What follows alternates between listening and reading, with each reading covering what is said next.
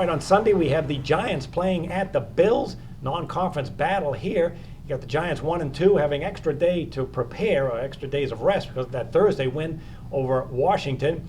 And this team has some pretty good numbers overall. Quarterback Eli Manning, despite the losing record, 4 touchdowns, 0 interceptions.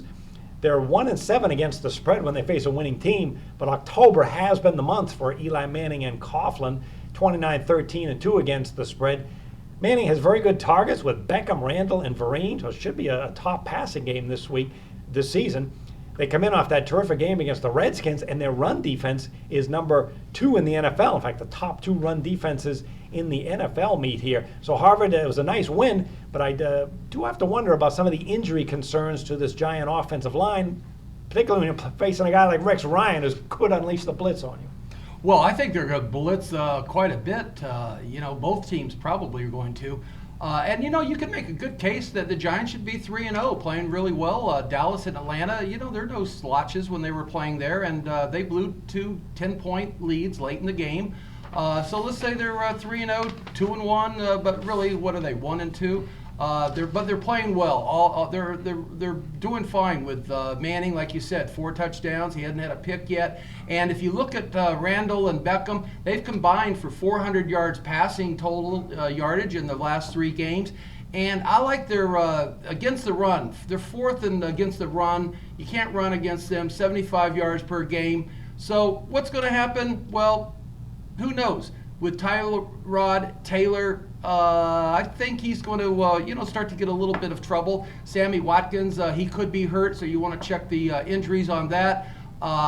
Another thing I've noticed, and maybe it has something to do with it, I don't like trends and angles and things like that, but I have noticed in the last few years, it seems like every time Buffalo wins a game, then they don't play very well straight up or against the spread the following week. They just don't put that 2, 3, 4 games in a row. It's like they win one. In fact, I think they've done that this year already. Didn't they won Indy, they lost New England, then they win Miami game. So there again, they just don't perform that well. They also need to have McCoy, Lamar Miller. Taylor needs them he needs that run attack to set up his own run and to set up his passing. Lamar Miller, hell, he struggled last week against Miami with 38 yards. I didn't like that. So what are we going to do? Non-conference game doesn't mean a whole lot as far as how you set up for the game and play the game and what you want to show opponents within your division. So I'm going to take advantage, goes to the home team, and I'm going to take Buffalo and lay the 1 point. Well, things are looking good for Buffalo in a lot of areas. This is their 4th game of the season. It'll be their 3rd home game already, and their 1 road game. They rolled last week at Miami, 7-1 spread run, 14-5 run under the total. Played the Colts in 1 game and whipped them up defensively, and then they whipped Miami last week. Quarterback Tyrod Taylor, he's been fairly good, 7 touchdowns, 3 picks, and they haven't even got running back LaShawn McCoy going yet because of some injury concerns. So things are looking pretty good, Zach, here for the Bills. The odds makers say they're going to go to 3-1. How do you see it? Yeah, I know Hollis meant LaShawn McCoy there, not Lamar Miller. But, the Bills, they're playing really well, and it's not even – you're seeing what they're going to do on defense. That's not going to change.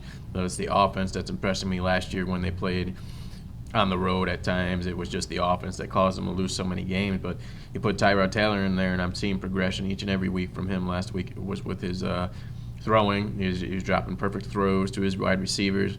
And talk about the running game with LaShawn McCoy having his hamstring issues. But they have that rookie, Carlos Williams, who's just doing fantastic. I mean, he averaged almost 10 yards a carry against Miami last week, and that's just a balance that this Giants team hasn't been shown to stop. I mean, they couldn't stop Atlanta. They couldn't stop the Dallas Cowboys with Des Bryant off the field. So how are they going to stop probably the best, I don't know, I have the stats in front of me, probably the best rushing attack in the league.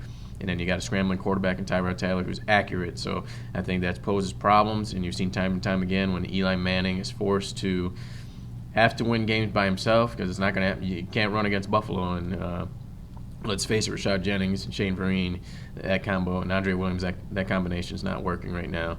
And that puts too much pressure on Eli Manning. That's when he starts forcing turnovers, which it plays into the Bills' hands. And I think that you're just going to see the same recipe Buffalo's been doing against Andrew Luck, last week against Ryan Tannehill, this week against Eli Manning, converting those turnovers to points.